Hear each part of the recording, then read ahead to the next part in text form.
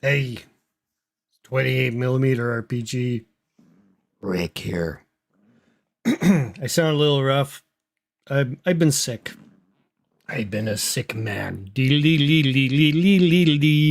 And I'm on, I don't know, some sort of cold med, so I'm a little bit squirrely right now. I came home today and I seen that Shauner left me a message. He said, "Hey, check this out." He says, I'm curious if you think journaling is becoming more of a thing since COVID. If it's a writer's block tool thing, question mark. GM NPC backstory thing, question mark. Are AIs already doing this for us? Or is it still just for diarying? Diarying. Okay. Yeah, I know that sounds weird, doesn't it? Diarying. Or is it just for making a diary or a journal or whatever?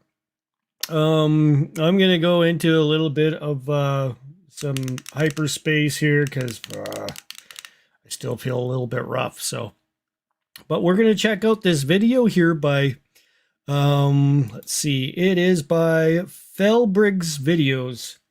I'm subscribed to Felbrigg, and sometimes I don't get notifications for seeing this kind of stuff.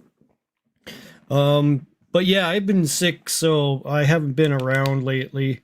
I have been doing my videos for Castles and Crusades. We have actually been playing those, but last week we couldn't do it because I was just way too sick, and I'm kind of feeling okay-ish now. The cold medicine does help me get through it a little bit, but we'll take a look and see at what this is all about here. So those videos are going to be coming. I've just been kind of like not up to par to be editing videos all day, but they're coming. Lots of videos. There's lots. So lots of stuff to be seeing in our Castles and Crusades game.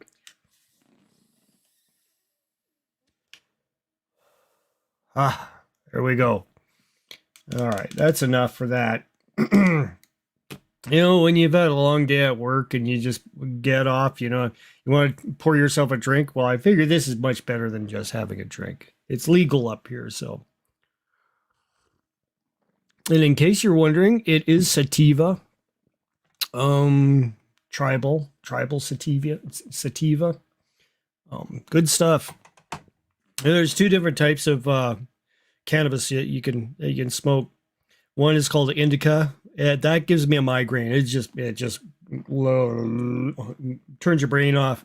Sativa makes your things snap and crackle and pop in your brain. So it gets you a little bit more uppity up, more up.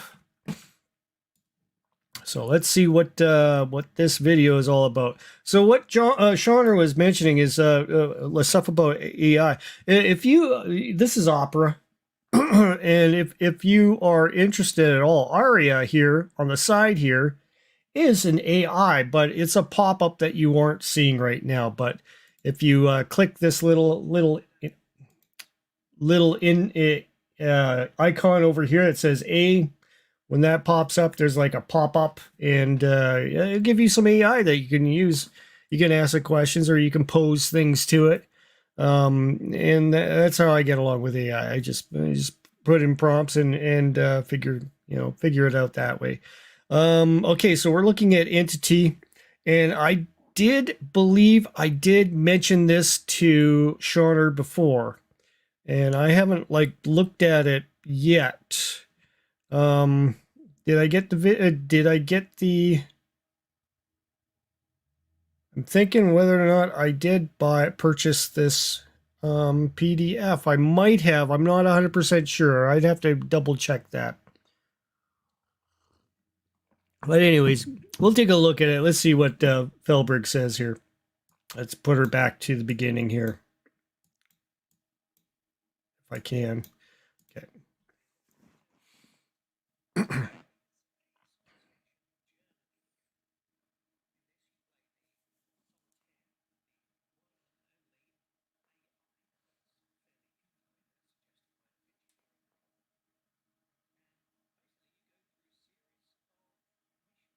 Hmm.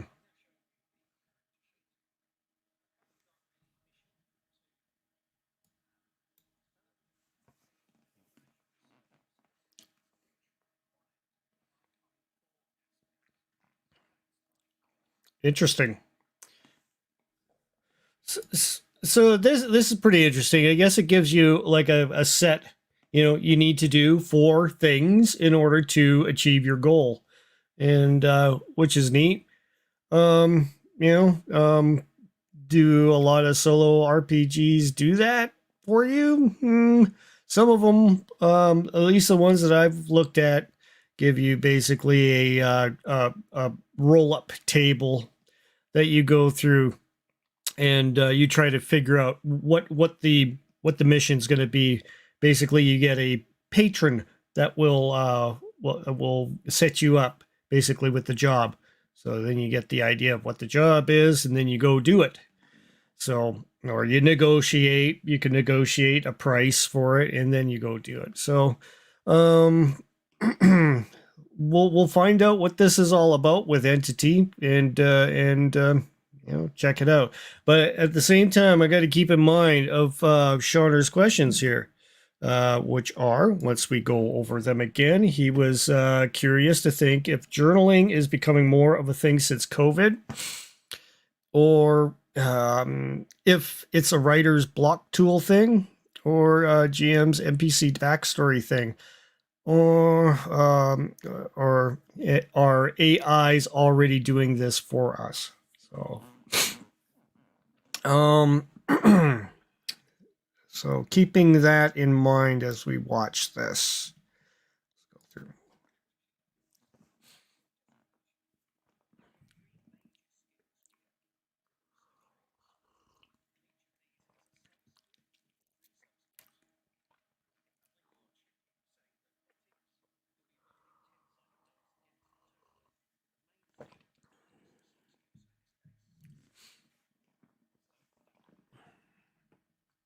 Hmm. Interesting. Hey guys,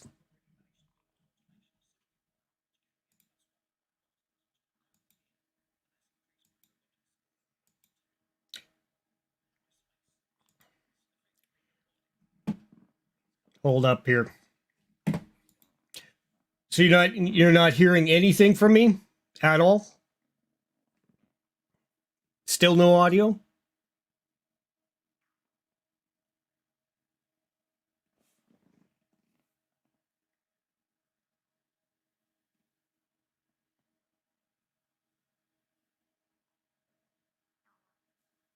Crispy? Mobius, let me know. Was there any more? You can hear me just fine, but you can't hear the video.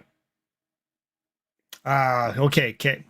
Let me go ahead and see whether or not I can reshare it properly. Thanks, guys. Um, ahead and stop the screen.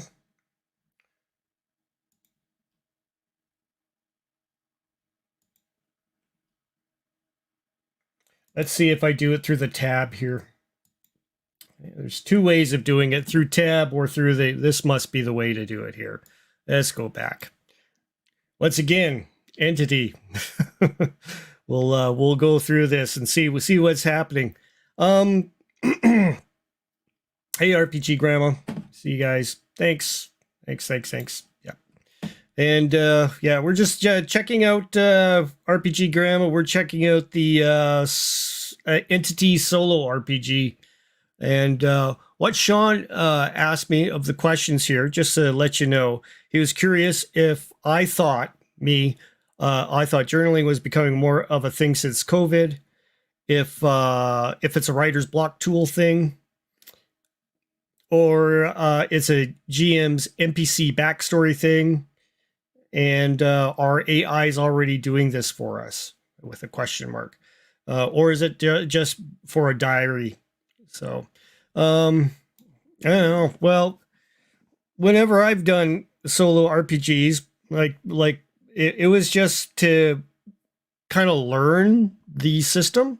So, yeah.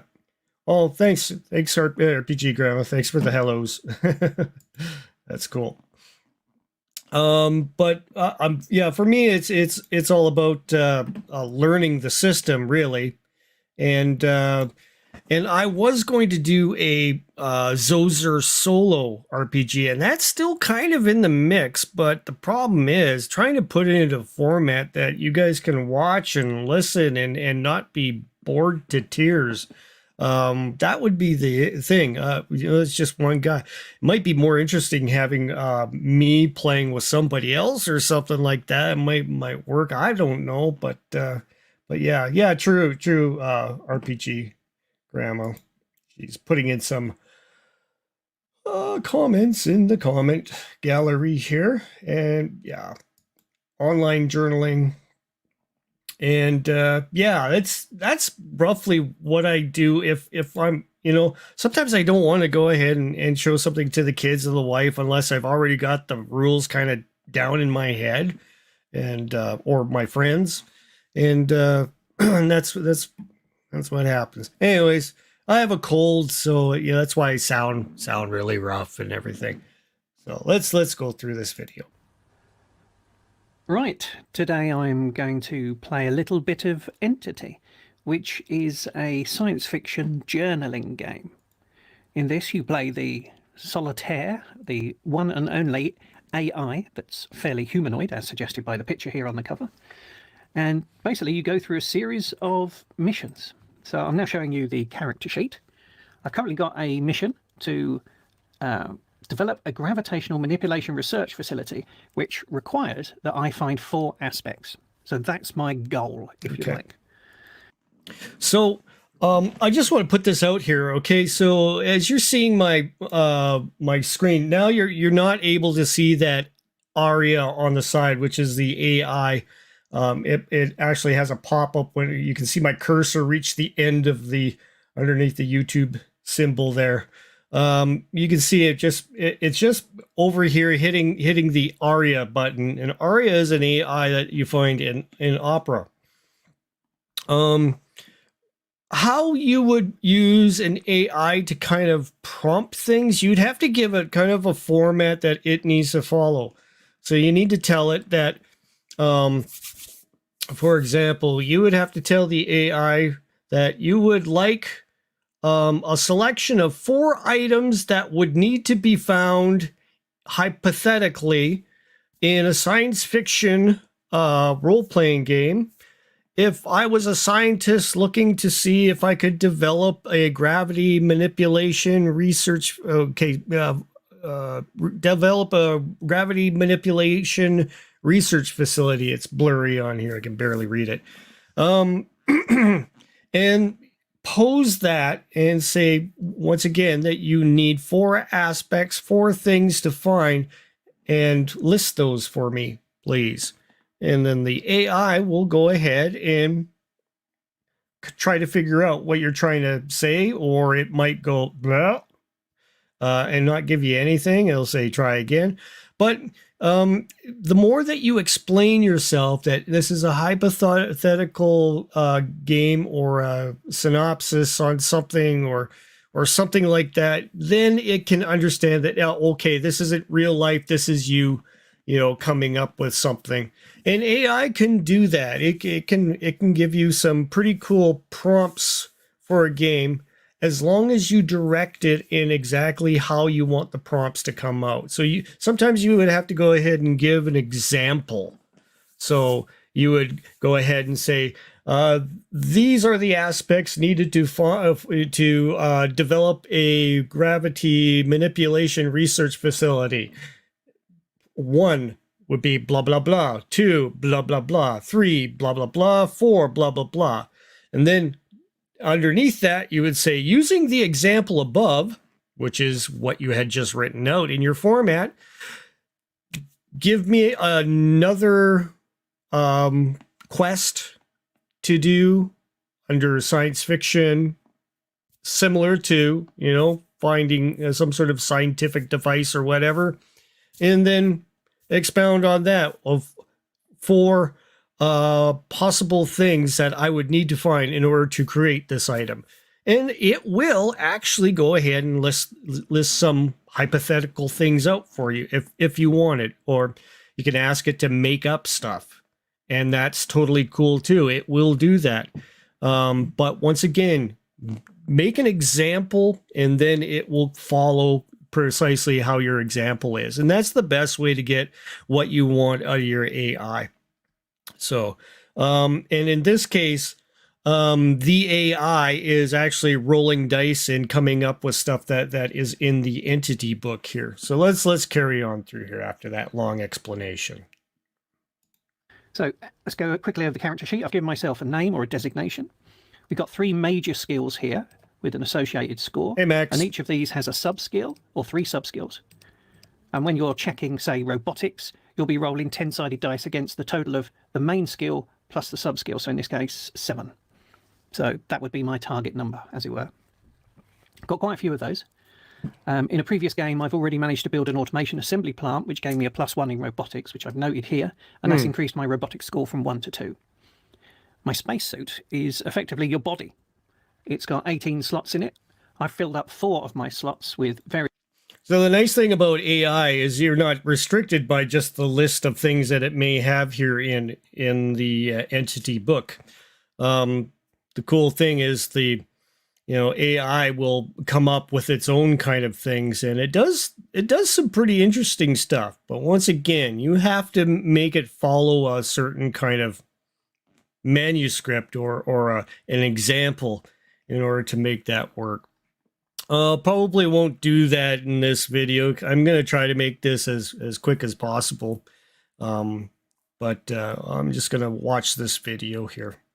Various bits of equipment that all take energy in order to use. So these effectively give you abilities to dodge strain, which is a negative effect, or get a bonus to various skills, and those will cost you energy in order to utilize them. Okay. So in order to complete the mission, I've got to complete a series of expeditions, and each expedition has a chance of gaining you an aspect. So let's start on the first mission. So nip back to the PDF. Let's just zoom in a bit. Here we go. So get past the art, get down to the mechanics, which this is a journaling game, so the mechanics are relatively simple. So just to let you know, check out this guy's videos and stuff. I've subbed to him for quite some time, so he's got some interesting stuff in there. So let's go through his rules here on the book. It's what you put into it that makes it into a fun storytelling journaling type game. So let's just zoom past all this stuff. Okay. I like the AI art in it. I've scrolled forwards here. We're going to establish the location that we're traveling to. This is a D100 table, so let's roll a D100.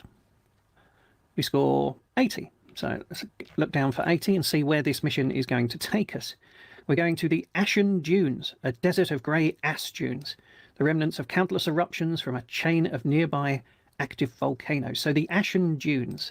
So I'm going to make a note of that here. This is one of those things that's for your journal. It doesn't have any actual effect in the game. Now, the first thing you do when you're going on an expedition is you establish the location and then you attempt to make the journey. So let's see if I can quickly zoom back to the page where we establish that. Here we go. So we're going to roll a single D10 now and reference this table here to see what happens on the journey. Finding means you have a chance to find something. Opportunity, again, you have an opportunity to find something. A challenge is just a direct problem you've got to overcome, and none is really the number you want to roll. 5 to 7 is where it's at. So let's just go back to the die roller here. We'll just take the left-hand die. You've got an 8, which is an opportunity. Okay, so let's just note that we've got an opportunity. And back here, now there's a D100 table for the opportunity. So let's go find that. That's the encounter. Opportunity. It's a D100 roll. So again, let's roll a D100. 54. Let's see what that means. 54. You encounter a diverse alien ecosystem teeming with unique life forms. Gain 3 data and 1 resource if we're successfully in meeting the challenge. Now that means we have to take our biology, chemistry, or navigation skill. It's your choice. So biology, chemistry, or navigation, and we need to try and get a success, which will grant us 3 data and 1 resource. So biology, chemistry, navigation. Chemistry, total of 7. Navigation is a total of 6. And biology is less. So we're going to use chemistry because that gives us a total of 7. We now roll 2d10s. I need to get 7s or less, yes, on both dice, and then that equates to a success, which I just did. So if we just nip back here again, that means we gain 3 data and 1 resource. So let's note that down. So we gain 3 data and 1 resource. So far, this is kind of very reminiscent of, say, creating a traveler character and giving him a little bit of a backdrop story kind of idea. Same sort of thing, but close. Well, I mean close, but not exactly. But it is kind of the same sort of thing. You're doing, the dice rolls based on your best skills for the situation. If there's some sort of complication at hand, as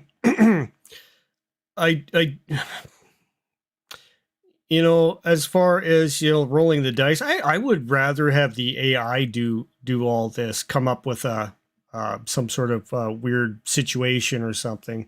The AI does some pretty incredible imaginative things. So, chart gaming, yeah. I mean, what do you do with this? Are we? I know he's putting it into like a spreadsheet, and I mean that's cool and everything to keep everything organized and all that. But yeah, very very old school technique that you're indicating there. I mean, yeah, if you're at home by yourself and you got nothing else to do, it's a rainy day, the car's got a flat tire or whatever, you decide okay, I'm just going to go ahead and do this roll thing and see what happens with it. I mean, for me, I can speak from my point of view as far as Sean's questions about these sorts of things. This would be kind of like more of a kind of a meditative, or something that you do just for your own kind of amusement. So and I mean, the story that you come up is kind of in your skull anyways, as you're kind of pondering these things. Yeah, it's kind of like the dungeon charts and stuff like that. It can be fairly random, and you do have to kind of stretch your brain to kind of figure out how it gets there, from this to this, from the Ashen Dune to this opportunity. You're gonna have to fill in a whole lot of things in your head, whether or not how you're going to be using the chemistry analytics in this situation, and it's its own kind of thing of entertainment in your head. But if I was to do it as a solo, like to show you guys a solo game on here on YouTube, is this the best way to go ahead and entertain you guys with it? And some of you would be like, no, we're bored to tears. I can't take this anymore. Please stop, or whatever. It would be entertaining for me, but I don't think it would be entertaining for you as much. I would have to do something a little different to make it kind of a little bit more entertaining, something like what Me, Myself, and Die does, except I would instead like a little bit more of an automation to it. Yeah, cards, exactly. Yeah, RPG grab, exactly. And the thing was, I don't have them here, but I did have some cards which I was working on, which gave me different kinds of sets of reactions depending on the type of character. So, for example, I wanted to do a crew of people, say maybe a crew of 4. So you'd figure out who these individuals are. You'd roll them up in the traveler charts. You'd go ahead and make them go through the terms and everything, and boom, you go ahead and you get your different characters, and you put them on a sheet each. And then you're like, okay, so what is the situation here that we could have? You got the interacting between the characters. So in order to make those characters come to life, give them each kind of like a deck of cards with certain kinds of responses on them. If the person's more of a negative kind of a person, I've met a few people that are just more negative. They would rather stay away from danger, or they would rather have you do something than them, that sort of thing. You could kind of put that together on your cards, and then as you flip through your cards, I was thinking maybe about 6-7 different kinds of cards with different results on it. And depending on what it is that you were, a social interaction, or if it was more of a fight, fright, that sort of thing, there would be a different result. And so there would be different results that would come up as you're flipping through the cards whenever there's a certain situation at hand. And then you would cross-reference it on the card to whatever situation that you are posing to the group at the time. And you would interpret that as how that character would act, and go from there. I thought it'd be a kind of an interesting kind of thing to see if that would work. It would kind of develop the this kind of like a card concept that I was coming up with for different characters, and yeah, Winnie what's that? The Winnie Pooh crowd personalities as adventurers. Yeah, your Eeyore and Piglet and. Yeah. And yeah, I mean, yeah, that's a good way to think about it, because that's a thing. They are those different kinds of personalities. So that's spot on observant there, RPG Grandma. Let's see where he takes this. How is he going to entertain himself with this? We can now use these going forwards. But I just want to make a note of what that opportunity was. So let me just go back there. So I want to note it for my journal. So it's a diverse alien ecosystem. So I'm just going to make a note of that. Now, depending how you play the game, you might start journaling out now and writing the little adventure, filling in the gaps in the story and writing it down for future reference. Or you can go as I am, which is I just make quick notes, and then I can fill out the journal, if I so wish, later on. So we haven't got to aspects yet. All we've done is we've made the journey, and we had an opportunity and had some success in gaining that opportunity. So next we need to go back to those 2 tables I showed you earlier. Here we go. So we've done the travel.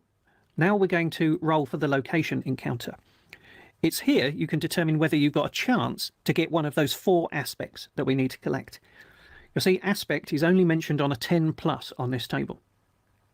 Wow. So if we can succeed at a challenge, succeed at an opportunity, and succeed at finding, then we can also gain an aspect. But first of all, we need to get 10+ on this table. Now, if I come back here, we've got 3 data. You can spend these to increase or alter a die roll. So in this case, I'm going to add those 3, leaving me with 0, to my die roll to see what happens when I get here. So I'm adding it to my encounter roll. So let's go to the dice, left-hand die again. Remember, add 3. 13. What a waste of the 3. I would have had a 10 anyway. That's really good. So let's go back here just to know this. Challenge, opportunity, finding, aspect. So we're going to have challenge, opportunity. I'm spelling stuff wrong here, I think. Finding, aspect. So let's start with a challenge. If we completely fail at any of these, then we don't progress forward. So if we fail the challenge, we don't move forward to the opportunity, to the finding, to the aspect. So let's just take the challenge first and find out what the challenge is. So now we scroll forward to the list of challenges. Here we are, the encounter challenge, which again is a D100 roll. 86. So let's scroll to the second. Now, the charts and everything are cool and everything.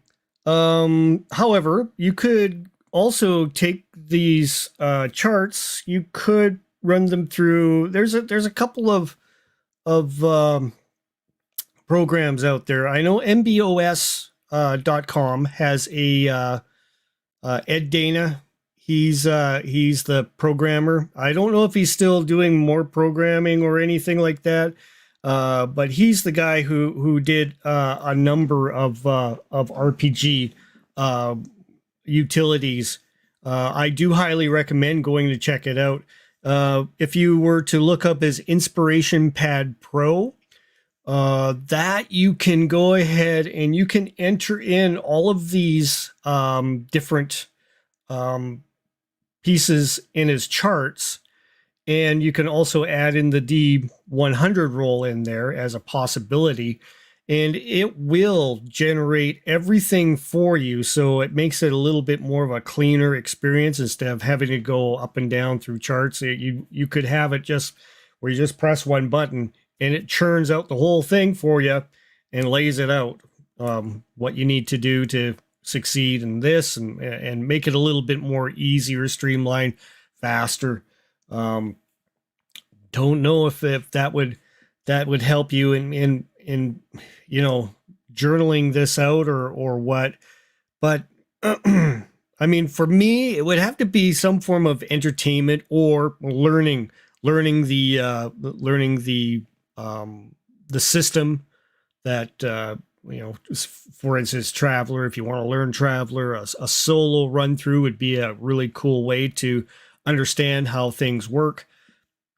And or you could just go ahead and grab something out of one of the 667 or whatever 667 patrons, and just roll on one of those charts, and it'll get you started on an adventure. And then you can proceed on from there. If you want to go ahead and have a crew of people and separate personalities and all that stuff, that's fine. But if you're just learning the rules, you don't really need to do that. You're just learning the rules and figuring out how combat or how an interaction with a patron would work out, for example. Because there's different types of patrons and different types of missions that they could put you on and that kind of stuff. So you can go from there. I would use right today, because I already know the system and everything. Today, the only reason why I would bring out the patrons book is to, like, I'm jammed for time. Roll up something, boom, boom, boom. Okay, and it, does it have a twist and everything? Yeah, there we go. Okay, we have today's quest for the guys to go through. So if it's going to be a one shot, it'll be based off of that. Other than that, entertainment value, and that's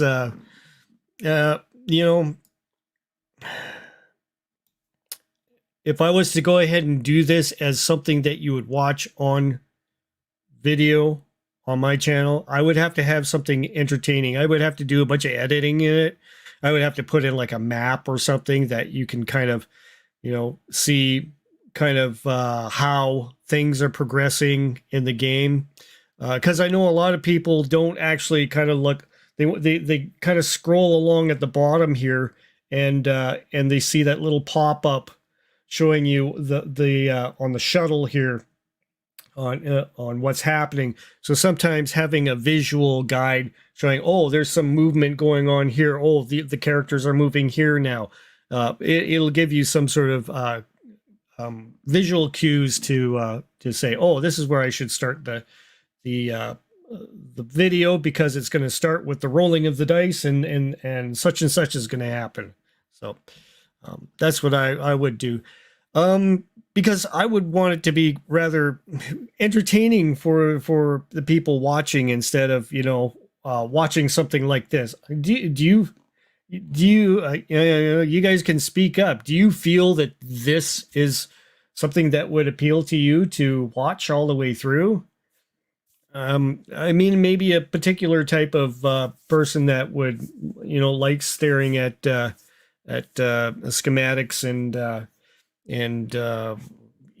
spreadsheets all day, might go, hey, this is cool, but if you're trying to role play, you want to have something. Yeah, Yeah. Yeah, exactly. So, I mean, as a thing by yourself, sure, as maybe showing it to, like as an example here, is great because you're teaching people how to use the entity system and how it works. Now let's go on with this and see what goes on here. Page 86. So we find a fragment from a neutron star that emits critical levels of radiation. Interesting. So, fragment from a neutron star. We need to use physics, chemistry, or engineering. So, physics, chemistry, or engineering. Engineering's my top score, 5, 6, 7, 8s. I haven't got anything else I can use. Now, the thing I'm wondering is if he does a fail, is there repercussions to all of this? That's the thing, is this something that would result in a problem that now you have to resolve something else? You've something as you go along shuts down part of the systems on your computer or on your starship, and then you got to go ahead and fix that, right? And these are things I don't see coming up here. So we'll continue on watching this. I think this is just going to be a procedurally generated adventure story thing. But as far as like putting together, maybe this could end up being like a module that you're making for the players to go through. So you're just writing down all these things and all the things that they would need in order to solve each one of these problems, or the different ways that they could solve the problems. That could be a thing. And I mean, it would help you to run something in the background in order to bring up something spur of the moment and run it for somebody. That could be what happens here. Hack up a lung here. Sorry about that. But yeah, hooks and stuff, right? And that's the reason why I've hung on to my RPG Grandma. If you ever do get into Traveler, the Mongoose Traveler, if you have any ways, any means of printing yourself up a copy of a PDF, both the patrons' books from Mongoose 1, Traveler 1, are really awesome to have. Actually, all those old books are really killer and awesome to have at your disposal if you want to be free of having to think up things all the time. It just makes it much more easier for you to game master something in that.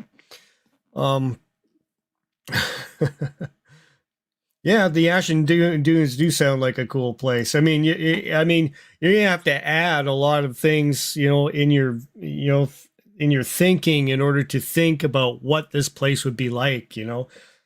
Is this something that you would see in, like, for example, Morrowind with the big mountain and is full of ash, or just off in the outskirts of what was the name of that town? It was all dusty and everything on your way to the mountain. And that's quite an adventure. Elder Scrolls 3 Morrowind. That was actually a good video game. Too bad it's really dated now, but let's go through this. Here. So we need to roll the dice and score 2 8s or less to get a full success. 8s or less should be easy. Just about did it. So that's really good. So let's reference what the result of that was again.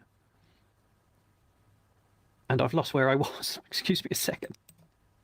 Okay. I mean, that could happen. Memory failing. It was a fragment from a neutron star. So let's just note that down. So the challenge was a fragment from a neutron star.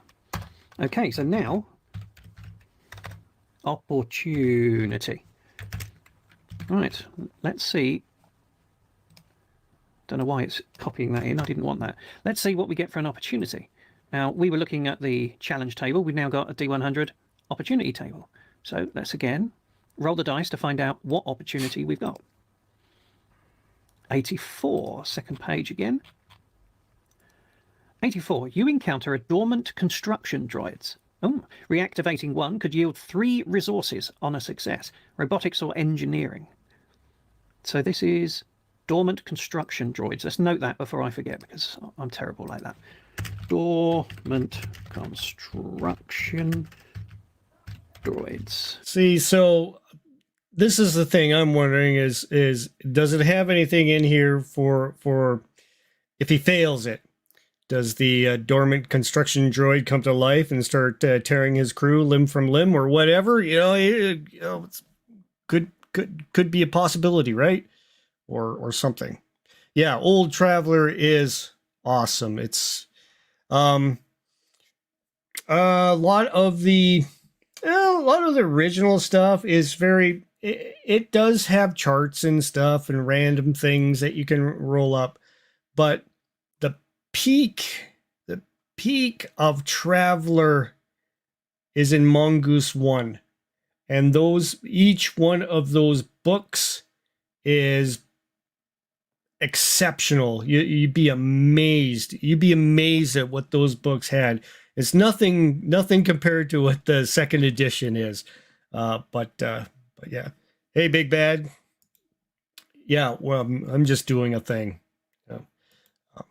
Shauner asked me to watch a video here and have my 2 cents being told about it. So here we go. Oh, I can't spell, can I? There we go. Dormant oh dear, oh dear. Right, one of them was robotics, which is 7, but I've already forgotten what the other options were. Robotics or engineering? Engineering is my better one. Again, it's 8. So 2d10, need to score 8 on both dice for a full success. And a full success. Does that give us anything, though? That's the question. So it was 3 resources. Okay. So that brings our total up to 4. Next, we have a finding. What is a finding, you say? Well, it's another table. Here we go. We've got a finding, and it's a D100 table, so let's roll the dice again to find out what we have a chance of finding here. 33. 33. A cocoon-like structure radiates a type of energy compatible with your equipment. Gain 1 energy. So there you are. So a cocoon radiating energy. So let's note that down. Cocoon radiating energy, which would give us 1 extra energy, but the suit can only hold 10 at the moment. So sadly, as I already have 10 energy, I gain nothing from that finding. Lastly, we had the challenge, the opportunity, the finding, and then the aspect. That means we have gained one of the 4 aspects of the construction, the mission that we're trying to achieve. Okay, so we're doing really well. Our first mission out, and we've gained an aspect. It very rarely goes that well. Often there's many failures, and you start taking negative effects. For example, if you were doing a challenge and only one of your dice was a success and the other was a failure, you would pass the challenge because you got a success, but you would also suffer a strain. And what you do when you get a strain is you put it onto your suit. It takes up a slot, so you effectively take damage. If you run out of empty slots, then you have to start losing the bonuses that you've built into your suit. So if all these were filled up with strain and I took another one, I'd have to lose one of these 4 bonuses I've got here. If you run out, as in you take 18 strain, then it's game over. Okay, there's one more thing to add to the mission I'd forgotten. Very, very bad memory. You can also do a side activity with every mission. You can collect data, self-repair, which means you're getting rid of a strain. Collecting data allows you to try and gather more data points that you can use on die rolls. So that's something you'd want to do as often as you can. Another thing is you can attempt to recharge some energy, so put your energy score back up, and you can try and gather resources. But what do you use resources for? Resources, which I haven't shown you, when you've got enough of them, you can use them to remove strain, which I should take that out because I didn't actually suffer that strain. That was just a demo. Or you can spend your resources to add a new feature to your spacesuit.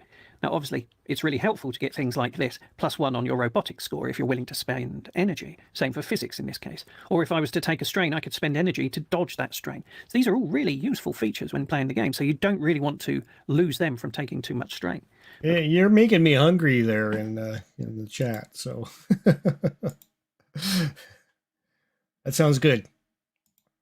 I came home. My kid goes, "I got some KFC, Dad," and I'm like, ah, I can't eat KFC. He likes KFC. I find it way too greasy. That's terrible stuff. But of course, if you run out of energy, it's game over. So you need to keep energy scores up. So resources can be really useful for adding to your suit or repairing it. There you go. I think that's a fairly good introduction to Entity.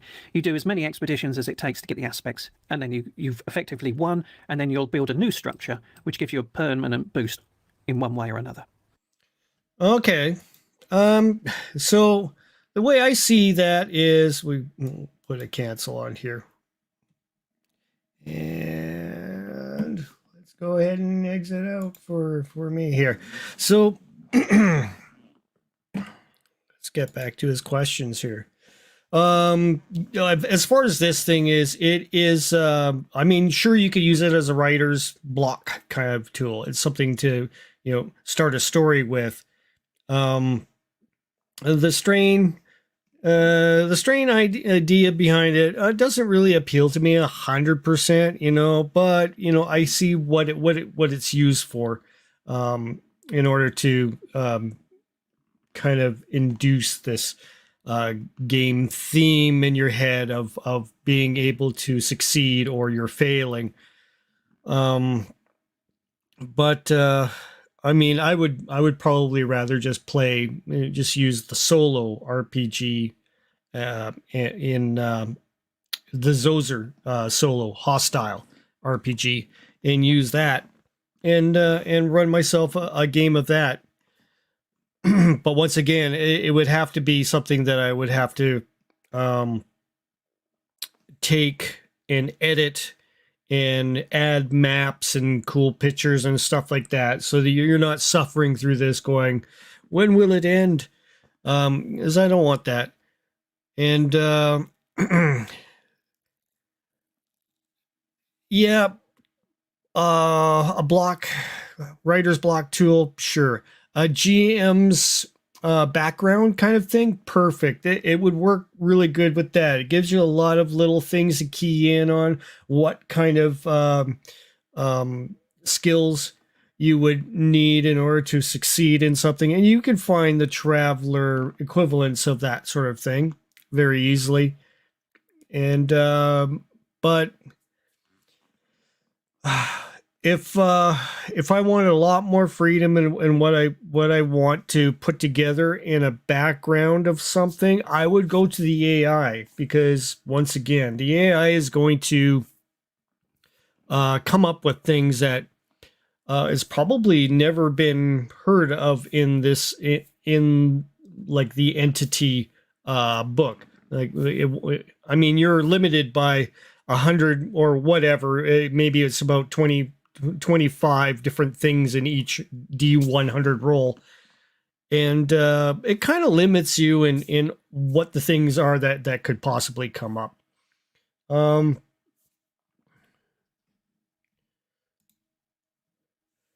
Do it for a first current game, refreshing my brain with. Yeah, I mean, that's a possibility too.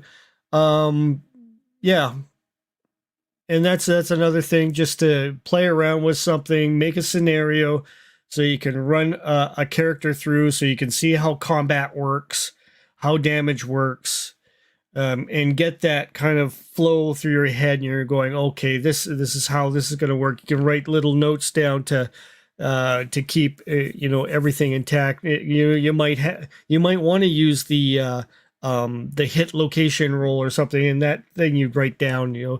After this, you do the hit location roll, and then this, and you just write your little notes so you can remember the continuity of the combat the organization of how combat works, and that would definitely help. Um, but yeah, AIs are already doing this, and once again, I should do a video. It will have to be on something different than this. Yeah, for instance, this you're not going to be able to see Aria come up, Aria the AI from um, Opera. Do any of you guys use Opera? I mean, I use Opera. Opera is, I mean, it's getting a little weird lately, but um, it's one of the browsers that will have ad blockers for you and stuff like that, or a VPN. So it's cool that way. Let's see what some people are saying here. If I know I have a character or a player who's going to grapple at some point, I don't remember the rules. I make sure they're yeah. Yeah, that's the thing is when it comes combat, you for me I have to know the combat. I have to know the procedure of the whole thing. And if I don't know the combat, I'm not going to be running the game. So that's a thing. Yeah. Yeah, so that's one of the things I think as a game master that is very important is how to run the combat and know the ins and outs of it. You don't have to know every single thing that would pop up on a different character sheet or something like that. That's going to be kind of per character kind of thing that shows up. But at the same time, I would kind of know in the back of my head that there's going to be a couple of pluses and minuses depending on the character's sheet. So, which is normal. And I would just kind of remember how the procedure of combat goes. That's very important to me. If I don't know that, yeah, once again, I don't attempt to do the game. Yeah. Well, when it comes to that, Big Bad, yeah. I mean, you're playing a lot of games and you're learning a lot of new things each time. You'll get into the 5e, and then you'll come into Castles and Crusades. You'll go, oh yeah, we don't use the perception thing and all that kind of stuff, or the insight roll on this one. And no, we don't have short rests or long rests and stuff like that. You just have your rests. So, and every game master may have a little different kind of a rule behind the accumulation of hit points, having them return to them every day. So every game master may have something different in their homebrew. So you got that going. And plus we played all kinds of different games with Abe, between all the people that are here in the chat. All of us have basically been in one or two of Abe's games and enjoyed going through them and learning the rules as you go. And it's cool that Abe goes ahead and puts all the he kind of outlines all the rules for you in each section in his Discord, and so it makes it a little bit easier for you to remember everything. Yeah, exactly. Mechanics are only one character might touch or what his character's AC is. So I don't constantly ask, what's your AC again? Yeah. And me, I always have my little cheat sheets. So I'm pretty sure you've seen these before, maybe. I'm not sure. This is all the Castles and Crusades characters, and I have their AC, all that stuff, their pluses, their minuses. What is their primary? What is their non-primary attributes? And that's how I sort things out. So I don't have to ask, what's your AC? What's your strength? What's your this? What's your bonus to that? I don't need to. Makes it a lot more easier in the game.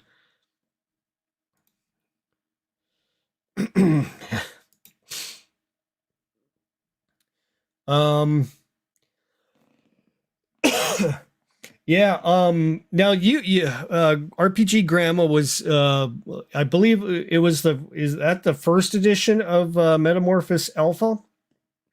Because I believe I have the fourth edition in my wall of books, and it's a little different.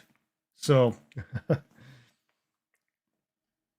um, but I recall there's different charts you have to roll on each type of weapon, so it's a little different of a system than what say second edition or first edition D&D, because I believe the Holmes version, Gamma World, and Metamorphosis Alpha had all individual charts for different types of weapons, and that was a thing. That was the interesting thing about that, and it led to you looking up a lot of charts during the game. And then once you got to like second edition, it was pretty much everybody knew Thaco, and then once third edition came in, it was the reverse of the Thaco by bringing by making it a AC score or over that you need to hit the creature, which made it a lot more easier because then half the people weren't having to rely on the old charts, if they weren't, heads up on the Thaco, and it just made it a little bit easier. Yeah.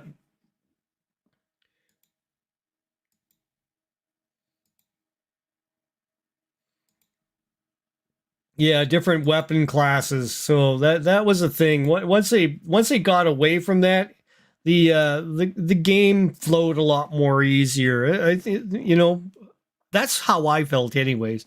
I was one of those guys that got into the second edition AD&D, and then when I decided to get back into role playing games again, it was like the mid later 2000s, so 2000, between 2005 2007, in that in that area, I decided to get back into role playing games, and everything had been changed, and I couldn't find any old editions of second edition AD&D. I have the Core Rules 2, which is a computer. It's actually a computer program that you put onto your computer. It came in a CD. It was put out by TSR, and it had all the second edition rules in it.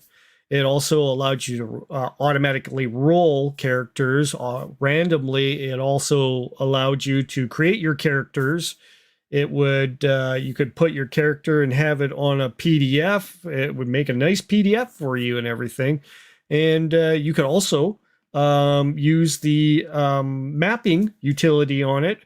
It would use the Campaign Cartographer 1, the original, and which was very interesting to use at the time. It also had another mapping utility on there. I can't recall the name of the company that put that one out, but it was more of a square-based, simplistic mapping tool, and which was cool. It would work as well. And the nice thing about that is you could write your notes in that. You could compile all this stuff, and it will take all that information and turn it into a PDF for you and you can run your game session on the PDF that you create, which is cool. But it doesn't run very well on Windows 11. It has a few problems with it, so used to run a lot better when I had just Windows 7 Pro, and this seems to have a little bit of a hiccup. I might have to go ahead and switch how it emulates the program for me. So I might have to trick around with that to see how that would work. But yeah, AI. I will do a video on AI because there's a lot of people that don't realize how efficient AI is, but you do have to once again, you got to prompt it properly. You have to give it an example to follow. And then once you have, like what I'll do is I'll go ahead and take notes and I'll write down my prompts and I'll write down my examples so I can easily copy and paste them in again if I wanted to use something to recycle an idea that I had that created a really good random prompt. And you can tell the AI to reiterate the randomize everything again and come up with something totally new. And it's totally cool. I mean, I was astounded with ChatGPT 3 how that would work. Aria is really easy to use as well. So Aria is basically a free Chat GPT for you to use as well. So what I'll end up doing sometime in the very near future is do an AI version and show you what you can do with it and show you how you can prompt Aria, I guess it's Aria to create something for you on the fly and go from there. I think that would make a cool video. A few of us in here have been tooling around with the AI. I mean, RPG Grandma, you would probably love AI once you got your head wrapped around how to do prompts and stuff. You'd probably love to be coming up with all these cool things. It'll even make recipes for you and stuff like that. So it's amazing what AI can do these days. Let's see. Anything else here? Yeah. As far as that, like using entity in that video from Felbrigg, I would probably use it as a prompt to make an adventure, and then run the players through it and have all these ideas ready for you to lay out before them. But once again, I'm more of like one of those guys that'll go ahead and take all those aspects and stick them into a program and have it actually create the whole thing for me right away after I've done all the work of inputting all the possibilities and then run it like that. I don't know. So let's see. ForceSoft 7 Pro. Yeah, that's the thing. I was on 7 Pro until, let's see, about two years ago. And I found it easy to, I found 11 to be easy to navigate through because I had it on my laptop. So it wasn't quite it wasn't quite an alien thing to me anymore. And I was kind of like, okay, I can get along with Windows 11. It seems pretty easy to use. One thing I do like about Windows 11, and if you don't know about this, there's a Win key that you can use that will bring up a voice to text. So I'm terrible at typing. I'm like tick tack, tick tack, tick tack. You know, I'm not very fast with the typing. It would drive you crazy. And half the time when I've got something going on here in front of my computer, I have a cup here in front of it. I've got a couple other, yokes, flight yokes and stuff like that for my gaming. And not everything's readily accessible for my hands to creep around here and start tapping away on the keyboard. So it tends to be a little bit awkward there.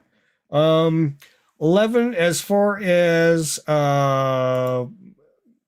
huge memory leaks, I haven't really had any kind of issue with it so far with any kind of leak. Not that I've seen.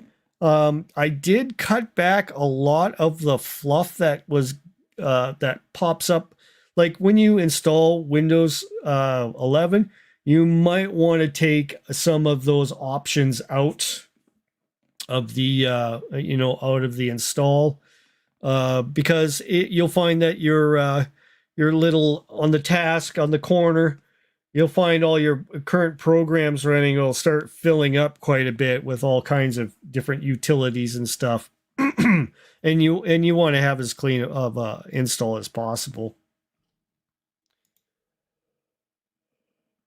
Yeah, the bloatware.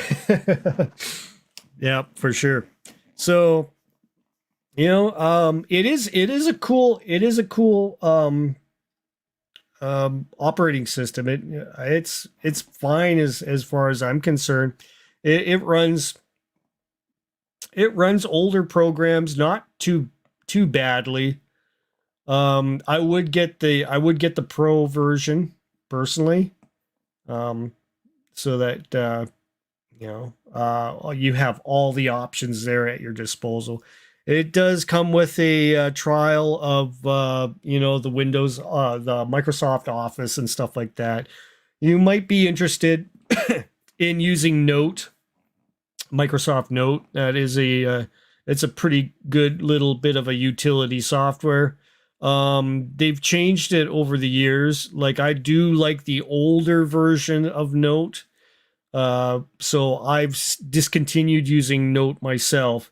I no longer use it because they're just going to charge you for the Office Premium and all that stuff, and I'm not into that. I have enough, stuff like Scrivener and other utilities that I can use no problem for any kind of note taking that I want to do, or I'll use Scrapple and make like line diagrams and stuff instead of actual maps. I can get my head around using a flow chart at times instead, and with descriptions and everything along the flow chart, so it makes it a little bit more easier to run, going through, say, a dungeon, because a dungeon is going to be basically a few squares, a few lines from here to there, and you just go ahead and intercept it with a few notes along the way, and boom, you've got yourself an adventure that you can run off of a flowchart, and everything should run fine.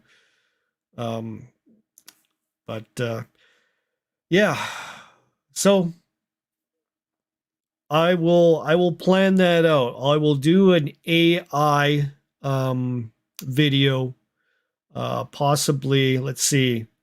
Probably on Sunday. I might do that on Sunday, I think.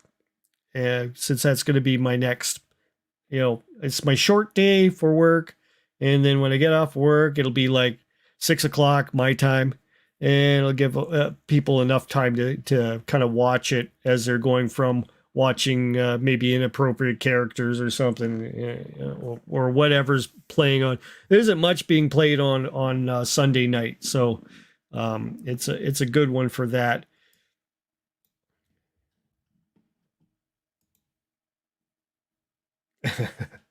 Microsoft Bob.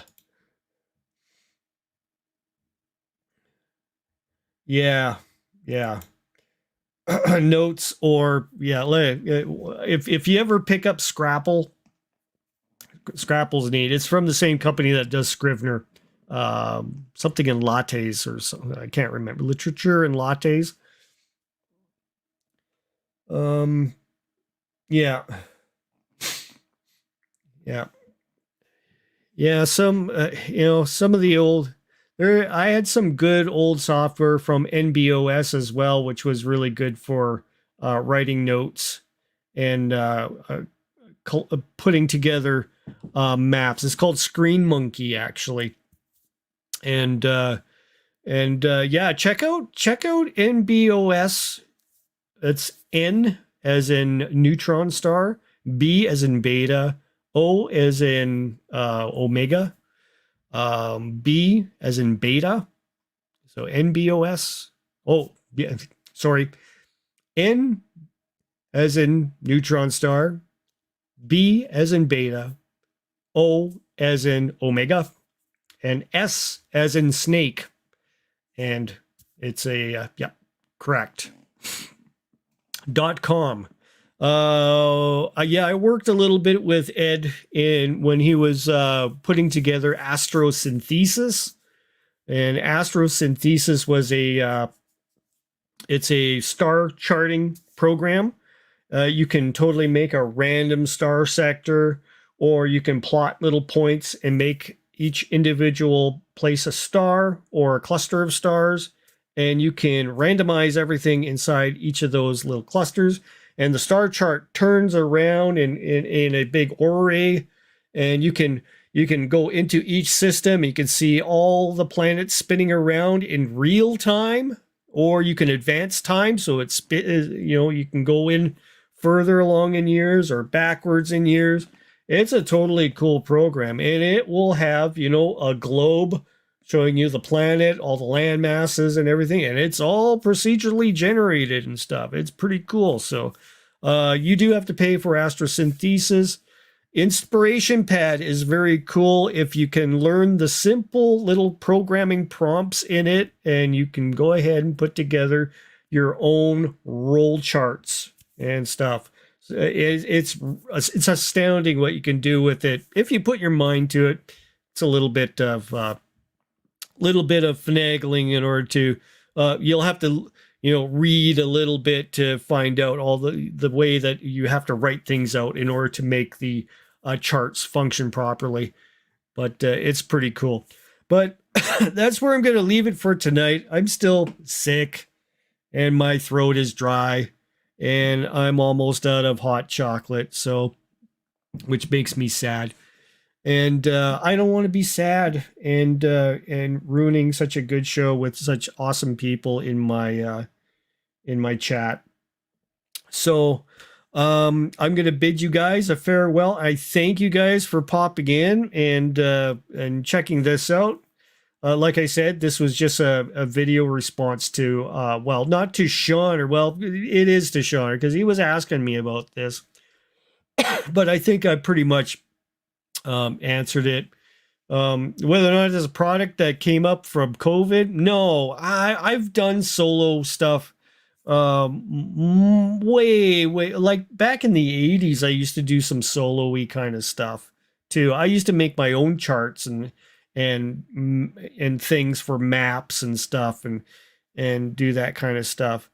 But with today's programs and stuff like that, like Inspiration Pad or stuff that you find around on the internet, you'd be able there's a lot of free stuff out there that you can use. So